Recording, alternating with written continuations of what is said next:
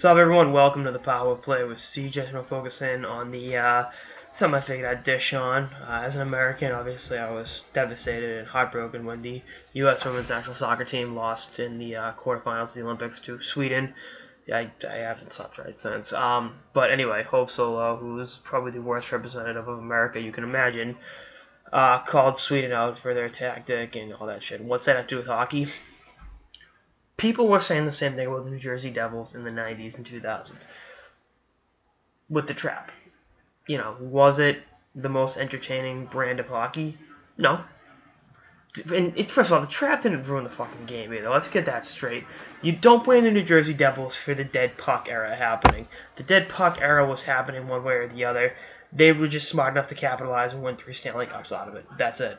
The league let obstruction and hook and get away. It essentially made it tougher for some of the elite players like a Mario Lemieux, like a Wayne Gretzky. They were towards the end of their careers during the dead puck era, and you can pass on board to a certain degree.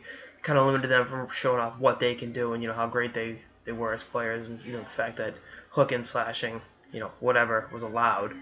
The Devils were just smart enough to play a system that was advantageous to them and helped them win games. And again, it's the same thing with Sweden and women's soccer. Was it an entertaining game to watch? No. But Sweden did what they had to do to force a tie, get the penalty kicks, and, from the rest is history. By the way, Hope Solo was a piss poor big game player. Just like Clayton Kershaw. I love Clayton Kershaw, but not a good playoff pitcher. And it was it for a long time. Marty Turco couldn't win in the playoffs. A couple other ones I can't think of off the top of my head, but either way. It's just one of those situations where you look at the end result. The end justifies the mean. Winning ugly is still winning. Not every game can be a beautifully well played game. Sometimes you gotta play a system that limits what the other team can do, and maybe the fan at home may not like it. But as great American coach Herm Edwards once said, "You play to win the game." So that's what I gotta say on it. But again, I just want to say I hate Hope Solo. Just throwing that out there. Don't like her. Not a good representative of the United States of America. But we'll see what happens. And again, it's the same argument people made about the Devils. And boring as shit style.